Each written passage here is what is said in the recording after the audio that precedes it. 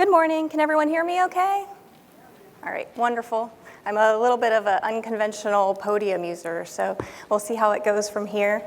I'm Sara DeSmidt from OCLC, and I'm here with Barbara Bushman from NLM, and we're excited to talk with you about linked data in libraries today. We changed the title of our presentation a bit because we really want to focus on how we're moving linked data prototypes into actual production services. So the focus on our talk is really about a prototype project that took place between OCLC and member libraries. So to get to that prototype project, we'll be starting with a review of the current state of cataloging. So just out of curiosity, how many of you here, and I'll characterize this as having seen a MARC record, could look at a MARC record and know what the title is. How many of you are familiar with cataloging? Oh, I'm so glad to see all those hands. All right, how many of you are familiar with linked data? And the same, you've seen an RDF triple, so raise your hand and say that you're familiar with linked data. I know it's not something that we all like to own up to, but just wanted to be sure that we had the group of folks in the room that we thought we would be talking to, because it will influence our approach to the talk today. So I'll spend less time on the first bullet, since we're all very well versed in the current state of cataloging as it is. And we'll spend much of our time focusing on an example where we experimented with moving from older workflows thought of as cataloging to a new paradigm shift, really, of knowledge work, and using our linked data prototype as an example of that. So I'll be talking through this first area in terms of the current state of cataloging and providing some background about the prototype project before handing things over to Barbara, who will be talking about, from a participant perspective in the project, some of the benefits, an actual case study where you get to see real cataloging in terms of a linked data environment. And then we'll both wrap up with some project impacts and really where we go from here. How do we get from this current state where we are now, experimenting with linked data, to where we really want to be in the future, which is taking advantage of all that linked data has to offer. This won't come as a surprise to anyone here, based off the amount of hands which were raised. But we all know that libraries have a data problem. We don't have data currently in a way that is easily shared, managed, and accessed by our users. And to get to the bottom of that and where we'd hope to go, I'll show you a couple of visuals here. The first of which, of course, is my beloved MARC record. We all know the history here, of course. This is a standard machine-readable cataloging standard that has served us well for decades, first developed in the 1960s. The key point, of course, is that it was developed to be machine-readable, but primarily for description rather than discovery. And so as we worked in technical services describing things that we had in hand, taking books off of our book carts and using text strings to say what is represented in these items, we have created a wonderful system for description. But because the description is based upon text and the information in these records is loosely, if at all, linked to other things, the representation itself is rather flat.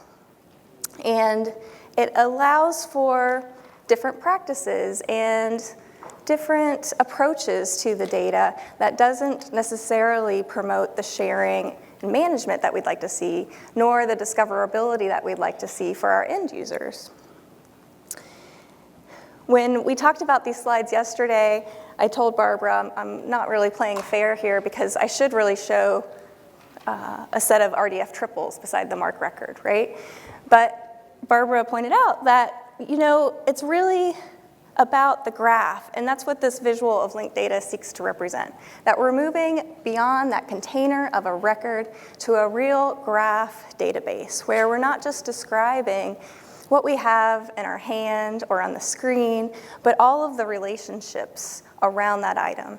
So perhaps I am working on material from my institutional repository, and we don't have any information about that author available in any of the standard systems. I'm able to just dive in and start providing information about that author, or the organization that published it, or the location of the organization, for example.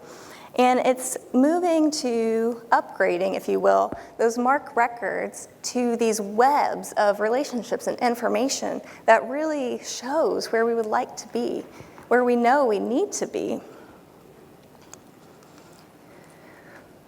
And because we can't have a talk on linked data without talking about triples, here's that slide that covers what a triple actually is. So the triple is the backbone to linked data. It is what really allows us to get to that web of information and ensures that our users, once we're actually providing real linked data, that our users can find the items that they're looking for where they're looking for it. You'll see Andrew Pace's name on my slides a few times today, and that's because I'm here, because he couldn't be here, so I have to give him that little shout out. So just a fair warning that you'll see him pop up. But with linked data, the triple is represented by the predicate, or excuse me, the subject, the predicate, and the object. And so in the case that we have here, where I'm attempting to describe that Andrew Pace has a blog called Hectic Pace, of course we could use that text. We could use the text to say Andrew Pace as a string. But what makes linked data so powerful is that we can move beyond those text strings to actual entified things represented by the URIs that you see below. And it's this move from descriptive text-based information to real canonical URIs that allow us to really take advantage of all the benefits that linked data has to offer. By moving to URIs, we get cleaner data. It's more manageable, it's more shareable, and it's more cost-effective. We're not spending as much time doing the copy cataloging work that much of text services has been known for. And instead really allowing our catalogers to transition into knowledge work which is more about describing things that haven't been described, making connections that haven't been made, and leveraging information that already exists and is already out there. Additionally, linked data, working up the pyramid there, provides new opportunities. Barbara will be talking a bit about how in the prototype, we described events, and that's not something we had necessarily done a whole lot of at all, really, with MARC. So it allows us to move beyond current areas of description that we focused on as in libraries. And with the end result, of course, to be those better outcomes for our end users. So we know all of this. We've been talking about this for a while. And in fact, we've been producing linked data. So in 2014, I'd been at OCLC for a year. By that time, we at OCLC had already been producing 20 billion RDF triples, 20 billion. Other institutions related to libraries, NLM, for example, are also producing RDF triples. So why are we still talking about what linked data has to offer? Well, it's because producing the data in triples doesn't necessarily make it linked, and Barbara made this excellent point when we were chatting about this. So you're putting the data out and you're making it available, and that's certainly a step in the right direction, but it's actually being able to take advantage of that data that provides the cultural shift, the standard shift that we need in libraries. And that's what we've really been waiting for as the profession. How in technical services can we really leverage linked data and get from beyond just producing RDF triples to actually having graphs of information that help us do our work? And it's really that question that was the backbone of this linked data pilot project. Now you'll hear me call it a prototype, and you'll hear me call it a pilot project, and you'll also hear us talk about it as Passage, which is a project name for participants. And so just know that I'm talking about the same thing. But gosh, about a year and a half ago, we started talking about doing this project at OCLC. And we wanted to really think about how do we get beyond publishing RDF triples to actually changing the shape and structure of cataloging workflows, to actually get to making those connections that wouldn't otherwise be made or couldn't be made necessarily in MARC data. So we sat down and kind of thought about what kind of project we would like to take part in. The project was put together by Andrew Pace, who is our Executive Director of OCLC Research. He was here last year talking about the project as we were just kind of ramping up with it, getting to the real meat and bones of the project. And Andrew outlined the project to really be about working with our member libraries to figure out how we make that move from cataloging to knowledge work. So that was our goal, to really think about what kind of interfaces would we need. I don't want to look at RDF triples. I don't. I want an interface that allows me to describe information, to make connections, to build relationships. So we set up some ideas and vetted that with our members.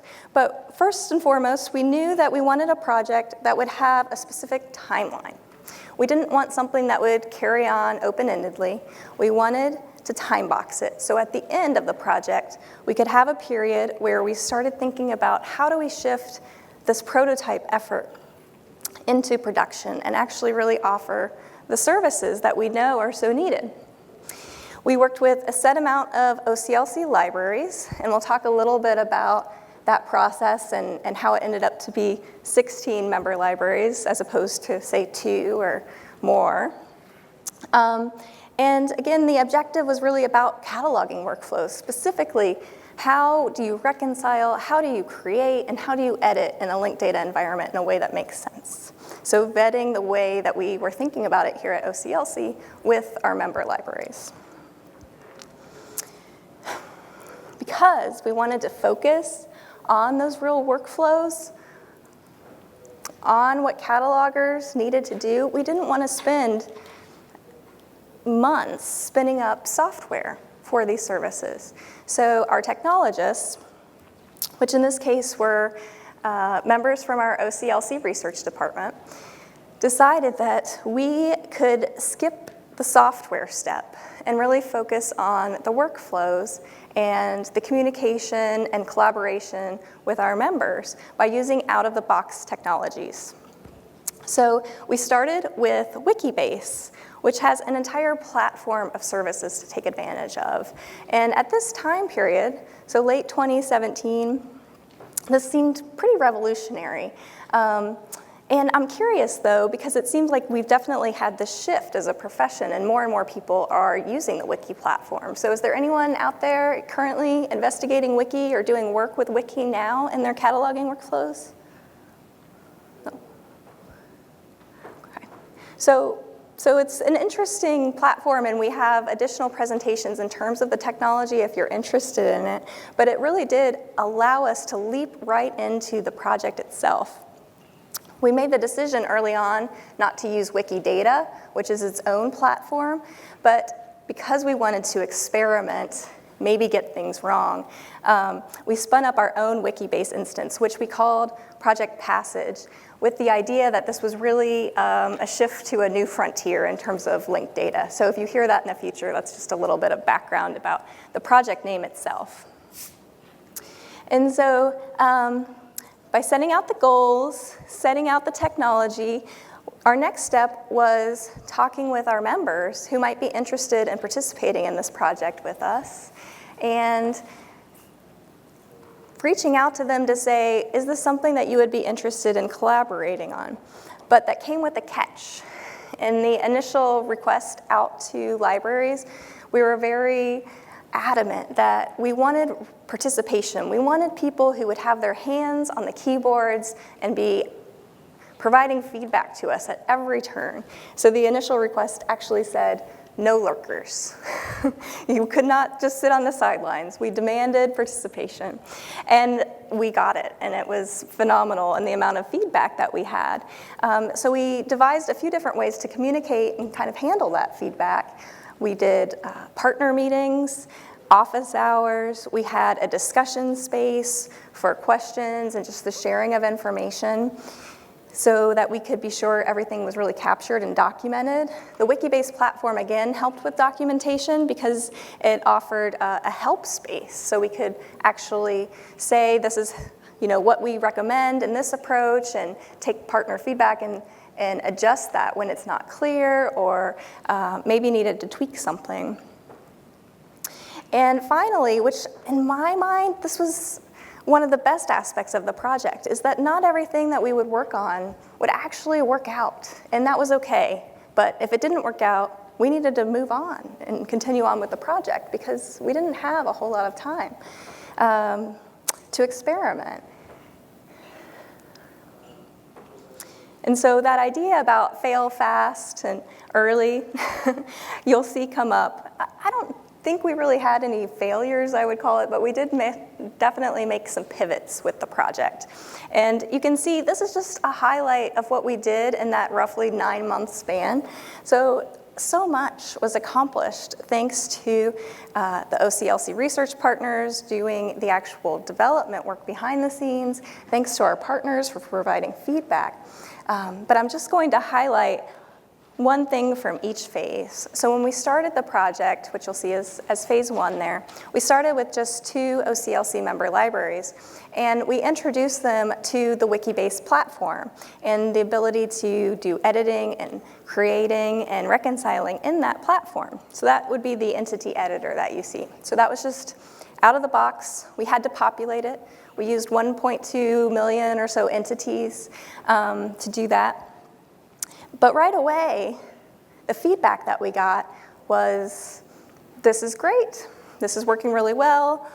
We agree that using out-of-the-box functionality solves our needs. But when we're trying to enter information, it's hard to move beyond that paradigm of putting everything in one place. So for example, going back to the Andrew Pace blog, if we had an entity representation for Andrew Pace and talked about the fact that Andrew is the director of OCLC research, he was born here, lives here, we wouldn't necessarily see in that representation that he was the author of the blog Hectic Pace. Perhaps there was another entity representing that blog Hectic Pace.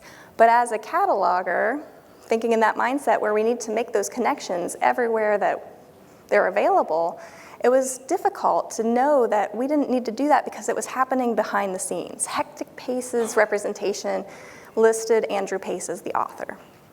From the Wikibase instance, I couldn't see that. So we built in phase 2 the Explorer UI. So again, that idea that, we wouldn't build anything, we'll just start with some out-of-the-box technology. Well, we had to pivot on that. And so we ended up building. This is something we'll describe. You'll get to see it in just a moment. It's really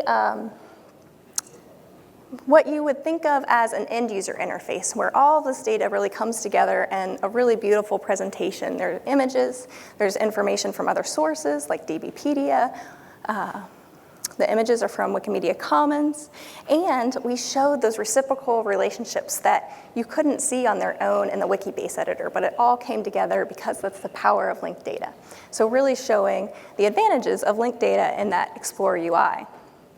We also built another UI to bring data in. So that was feedback that existed from the partners as well, which is, I know these things exist somewhere. They're not in the 1.2 million entities that you put into this prototype. Why can't I just easily pull it in?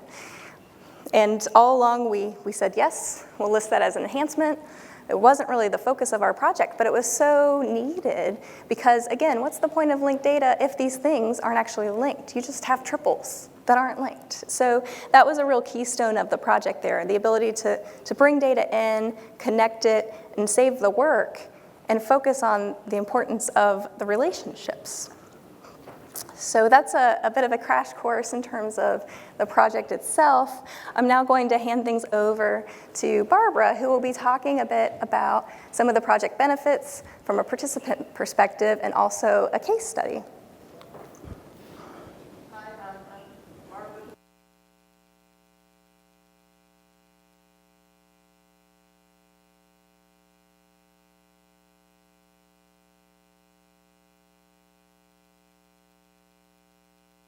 Experience was like.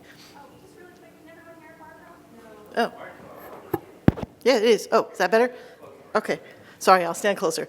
Again, Barbara Bushman from National Library of Medicine, and I'm going to give you from my staff's perspective about their experience and how this participation is changing how we think about our workflows. So the first major aspect is hands-on participation. My staff had seen lots of webinars, been to sessions, gone to conferences, lots and lots of talk. This was actual hands-on. They were able to get their hands in the system. They were able to enter data. So I thought I would just share some comments from my staff. So I wanted to get practical experience working in a linked data environment. Participating in discussions and webinars about linked data only gave me a basic understanding of how it could actually be implemented. Working hands-on in Project Passage helped solidify my understanding of how linked data actually works. Another one said, although I've attended a number of webinars, lectures, etc. about linked data and understand the concept in general, I can't fully grasp it until I've worked with it. This allowed me to do that. I'm still no expert, but it helped. And the third one, I think the most useful part of the experience was creating actual linked data relationships and seeing how those relationships might be displayed in a discovery system. I also thought the office hours where we discussed particular scenarios and types of resources were particularly useful. So this really was, for us, a paradigm-shifting experience. The prototype, it was freeing because it was experimental. It didn't have to be perfect. We could fail. We could try something. It didn't work. We could leave it there. We could remove it to move on. Nothing had to be perfect. It was all about experimentation and about getting feedback and updating it and changing what we do the next time. So as a lot of us know, change is a constant presence in many aspects of cataloging work, but the scope of change that we face now is overwhelming, and it's affecting almost every aspect of the work that we do. As we move off MARC, which we've used for over 40 years, to a linked data format, we will no longer see ourselves creating records, but instead we are creating data graphs that show relationships. Not only do our processes change, but the vocabulary we use to describe our work has to be revised. And because these changes really require a basic shift in how catalogers approach and think about the work that they do. So again, from one of my staff members, it helped to create relationships between entities and to see how it would be different than what I do in cataloging. It made me start to think more carefully about what statements belong with which entities. So specifically working in this new environment, it forced us to explore the unfamiliar. So for instance, entities that aren't really defined by our cataloging standards, such as events. It's not something in our normal MARC cataloging with RDA. We don't really talk about how to describe an event. But in this, in Project Passes, we were able to define events and describe them and say how they're related to items in our collection that may be about the event. We also had to become familiar with vocabularies and data sources beyond the traditional Library of Congress or FAST or MESH and VIAF. And for our staff, getting familiar with wiki products, Wikibase, Wikidata, Wikimedia. My staff had never worked in any of these tools before, and so this was an experience for us to kind of get used to these new tools. So now I'm going to talk about a case study that from NLM. And just as an acknowledgement note that the information I'm going to present about our case study was actually written by my colleague Karen Detling for an OCLC research report on this project. So the report, which is going to come out, I believe, in July, is going to cover a lot of the stuff that we're covering today. The impetus for the project, the technology requirements, and then each of the libraries, or a number of them, have provided use cases of certain things that they tried to work on in this environment and their results. And then future directions about where the project is going to go. So I'm going to present our case study, which demonstrates our learning effort, the questions that we raised, and the benefits for my staff for participating in the project. Okay, so this, what you'll see here first, is a screenshot showing list of office hours. So there were bi-weekly office hours where the participants all met and topics discussed. And so you can see here there's one week was photographs, another time was scrapbooks, posters. Different libraries chose different topics that they wanted to present on and discuss and receive answers for. This, which I've just overlaid on here, is part of the discussion board. So there was also a discussion board where, as you were working and experimenting, you could, I have a question. I'm trying to do this. I'm stuck. I don't know what to do. Post in the discussion board. Other librarians could respond, comment. You could get feedback. You could have a discussion. You could suggest new things. The OCLC team would take back suggestions and make enhancements and improvements. So again, this was very beneficial for our staff to have these two outlets for participating and feedback. So why NLM chose to experiment with postcards. That was our case study, and we chose to experiment with postcards. So why would you consider a postcard? Well, the National Library of Medicine, our History of Medicine division, we have a unique archive of over 2,500 postcards depicting nurses and nursing. The Zwerdling postcard collection spans the decades from the 1890s to the 2010s, with many items dating to the golden age of the postcard from approximately 1907 to 1920. So in addition to the physical collection, we are digitizing a selection of these postcards for an online exhibition. So we thought this was a perfect use case for this new tool to see how we might describe a postcard from this collection. So specifically, it gave us an opportunity to see how non-textual resources can be handled in linked data environment. How do we communicate information about our postcard, like the size, the color, the technique? How do we describe depictions of historical figures or places or events? And often, as with postcards, there's no clear evidence of publication information. There's not always a place of publication, a publisher. These things just don't exist all the times in the postcard. So how would we handle that? So here is our postcard, the one that we chose for this project. Okay, and on the postcard, which we've kind of tried to blow up at the bottom, and forgive me if I don't speak German, but it's Herzogin Maria Josepha, which is basically Princess Maria Josepha. And in the bottom corner, it has Karl, Pitzner, and Vienne 1915. So when we create this record in MARC, we create one record for the postcard, and it includes information about the intellectual work as well as the physical nature of the item, all in one MARC record. In Passage, because of the way that the environment was, we're really only concerned about the intellectual work. That's the entity we are putting into Passage. It's the entity for the intellectual work. It is not about the actual physical postcard itself. So we need to separate out which statements are about the work and which statements are really about the instance or the manifestation. My example of this postcard. For example, information about color or dimensions. We determined that was not appropriate to be at the work level since the original could have been produced in a variety of sizes or in color. We have one size, but maybe they made a bigger size somewhere or a smaller size. We don't know. So it's not important to the intellectual work of the postcard itself. Is this a postcard or is it a portrait? Our initial attempt was to create the statement, this is an instance of a postcard and it's an instance of a portrait. However, through discussions, we decided that this is a postcard and not an instance of a portrait. The best way to relate our postcard to the portrait would be to create a separate entity for the portrait and then link the two together. So Karl Pitzner, the photographer's name that appears on the postcard. When we catalog it using MARC, we consider Pitzner to be the creator, and we use the relationship designator photographer. But Pitzner didn't create the postcard. Rather, he created the portrait that it depicts. So it's therefore more appropriate to add a statement for the photographer to the entity for the portrait rather than the postcard. So here is our MARC record for this postcard. We've got a couple things that are kind of blocked in the red there. It may be hard to see, but one is our 300 field that says one postcard, black and white, 14 by 9 centimeters. We've got a 520, which is the summary of the postcard featuring a black and white image of Princess Maria. She's seated with her hands in her lap. She's wearing a nurse's uniform, a whole description. And we have subjects. Princess Maria, famous persons, nurses, World War I, things like that. So one of the big issues that we found with this was this issue of the 520 field and this summary. Because not all of our postcards are digitized and they don't have a description, a user can't really tell what the postcard depicts. If they just have a record and can't see the postcard, they don't know what it is. So when we have titles like 3 nurses in a hospital or this one, Archduchess Princess Maria, it doesn't give much information. And currently there is no way in the Passage prototype to put this information. because they separate, again, the context from the commentary and the content. So we still don't know what to do with this. This is still an unanswered question, is where do we put information that would describe physically what this thing is or what is actually in the depiction?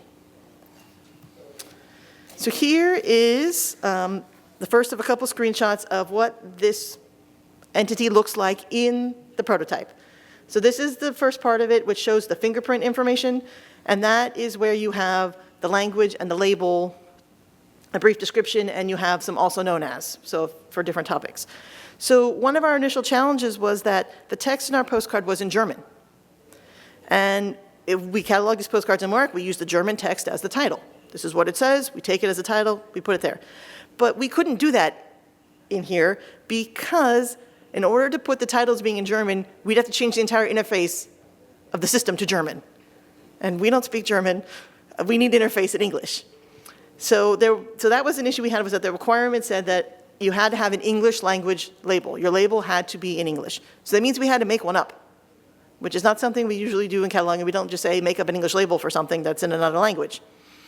So once we created this label, which we called Postcard of Maria Josepha, we didn't know what to do with the German. Should we include it as also known as, which is where it ended up, but you also see things like Postkarte, which is the German word for postcard. Well, that wasn't actually on our piece, but we had to have a description, so we had to say postcard in German. So again, translation in this area was something that we struggled with, and we learned. Here is the rest of the view of that entity, where now you see these parts, we have the statements. So we have digital representation, which is where can I see this thing online? So there's a link to where this is available online. It says instance of a postcard. It depicts Princess Maria, who has a role of nurse. It was published in Vienna, the earliest known publication date of 1915. You can see subject as nurse and a significant event of World War I. So another issue that came up was the time period. How do we get across the time period depicted in our postcard? In our MARC cataloging, from that MARC record I showed you, we used the mesh subject World War I because we knew it took place during World War I.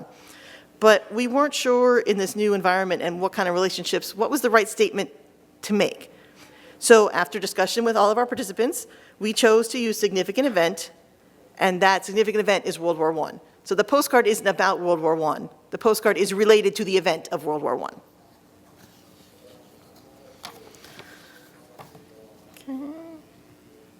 Okay, so here is what, this is the entity in the Explorer, which is the public UI that Sarah mentioned. So this is the one for Princess Maria. So this is what, if this was a system the public could go on, this is what they see when they would look up Princess Maria. It's got a picture that's taken from Wikimedia. It's got this about, which is biographical data, also known as. You can see in the middle it says depicted by, and that's our postcard. So you could get from Princess Maria to our postcard. And then it's got a bunch of other statements. She's a person, there's a place of birth, a death date, birth date, an occupation, nurse. So our postcard depicts this person, Princess Maria. Princess Maria was known by different names and spellings. So you can see here, we had trouble finding her in the database because we didn't know which name to look under. Because on our postcard, she was Maria Josepha with an F. Here, she's Maria Josepha with a PH. Also, she was princess, but by the time our postcard were done, she was the Archduchess. So we didn't quite know how to find her. It took us a while to figure out how to find her, and how do we deal with people whose names change over time? Because she was a princess, she got married, she changed her name. How did these things happen? And we're not still quite sure how to deal with them, but it is an issue that we need to resolve. So in our postcard, Princess Maria was wearing a nursing uniform. So should we create a statement that says our postcard depicts nurses or is about nursing? As you can see from the previous slide, we did. We said that our postcard was about nurses. But after discussion with the participants, they led us to a different approach, which was to use our postcard is about Princess Maria. Princess Maria was a nurse. So our postcard is not about nurses, but Princess Maria is a nurse. So we're able to say here in Princess Maria that her occupation is a nurse. And we could even qualify that if we needed to by saying she was a nurse between the period of 1914 to 1918 during the war or whatever it was. Not her whole life she was a nurse. But we could even go further if we wanted to do that. So I'm going to turn it back over to Sara to talk about some of the impacts of this project and future directions. Okay, great. So I mentioned that we had that set timeline. So since the project wrapped up in September, October, we've had quite a bit of time for reflection. A lot of that came about as a result of collaborating on a report about the project, which Barbara mentioned, and really thinking about those outstanding questions. So we had ideas during the project about how you might deal with name changes. So we offered some suggestions, but it was an experimental wiki-based instance. So we didn't have really any need to go back and make any corrections. So we need to really investigate if the things that we suggested as possible really work in real-life scenarios, in ambiguous scenarios where you don't have all the information, don't know how to find what you're looking for. And we've had time really to think about what the result of workflows really is of working with linked data. So I talked about the linked data triple before. What you see in Barbara's screenshots are described as fingerprint information and statements. And one of the project participants from UC Davis talked about in a previous presentation the fact that Passage and participating in Passage allowed you to get beyond the technology. If you're driving a car, you don't need to know how the engine works, right? That's how she described it. And I really love that because we didn't have to comb through RDF triples. We had an interface to do the editing, the creating, and the linking that we know will be so important to our workflows going forward. So from our perspective, looking back on this, it really was, like we talked about earlier, a paradigm shifting experience for the staff. They had to think of things in new ways. It brought up a lot of questions that we don't necessarily have answers to, but in order for us to eventually move to a linked data environment and working in a linked data environment, we need to have answers to the questions. So it was helpful to raise questions. Specifically, a lot of questions came about authorities, linking them, creating them, such as, you know, what do we do when an entity doesn't yet exist in this ecosystem? Well, we had things that we're trying to catalog. They didn't exist in the 1.2 million that they seeded this with. So that's where the retriever tool was developed and allowed us to grab the information from VIA, from wherever, and load it in. But still, there may be some that don't exist that we have to create for the first time. And how do we do that? We are participants in the NACO program, the National Cooperative Authority Program. If we create a new entity in a system such as Project Passage, how does that get to the Library of Congress to the National Authority file? There's no current mechanism, but there needs to be. And how do we update and maintain entities such as corporate bodies that may change their names over time? So how do we say this corporate body merged or, you know, split or did something? How do we do that in this new kind of environment? So again, these are questions that need to be asked and they need to be raised. So this allowed us to raise these questions, and we don't have the answers now, but we need to work towards what those answers might be. So, oops. Where do we go from here? Well, from the OCLC perspective, we're going to continue the collaboration that made the prototype project really so special. And so NLM and other participants are part of an advisory group. So we can take these prototype services and in their transition to production services, vet the approach that we're doing, get feedback on how we might answer some of these questions that are still outstanding. And so that's been a really wonderful continued collaboration. And if you or your institutions are interested in participating, just let me know. We'd love to have additional libraries. Additionally, OCLC as a whole, our metadata quality group, our research group, all aspects involved in this data question will continue to ponder these questions in the community. Like, where does this descriptive information go that you saw earlier? And what should our real data model be for this new paradigm shift? So at NLM, our plans going forward to keep the momentum going, a couple things. We do maintain and produce the mesh subject headings, so the medical subject headings in RDF. So those, we do maintain those. Those are updated as often as mesh is updated. And we're working to learn about efforts that are utilizing the mesh RDF. And so we're continuing to seek avenues for collaboration and people who want to use the data, because again, as Sarah said, we could put the mesh out there. If no one's using it, it's not linked data. It's just a whole bunch of data out there. So if anybody is using it or wants to use it, let me know, contact me, be happy to talk with you. We are also participating in, I don't know how many of you know about the LD for P projects, but the LD for P2 cohort. LD for P2 is a Mellon grant led by Stanford University, and this time frame is about 1.5 years. It goes to June 2020, and as part of this grant, there's a collaborative cohort of 20 institutions who belong to the program for cooperative cataloging. Us and the Library of Congress are non-funded members of this grant. And the goals of this are to bring more institutions under the LD for P umbrella to training, make a sandbox for cataloging with BibFrame to all the PCC members, to have tool development and shared cataloging environment, and to end up with production cataloging in 2020. I don't know if that will happen, but that's the goal. Our own personal stake in this at NLM is that in a shared linked data environment using BibFrame 2.0, we want to create existing cataloging data, edit existing cataloging data. Our focus is going to be on serials, so that's where we're really spending our energy on. We want to, again, surface and evaluate these workflow issues that we came through the passage. So continue evaluating and bring up what are issues if we try to have production cataloging in a BibFrame environment. And we want to test the tools for data generation, indexing, and search, including usability of our own mesh RDF. So how can we get our mesh RDF incorporated into these tools so they're usable and we can access our own data? All right, well, if you have questions for either of us, please do feel free to reach out. Our contact information is there on the screen. Additionally, the project itself has a site, so feel free to go out if you'd like more information about it.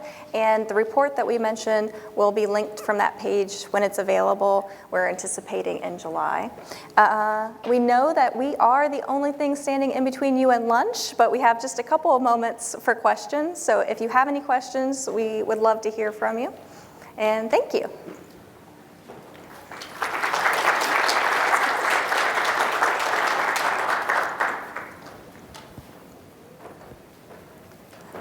All right, we'll be up here.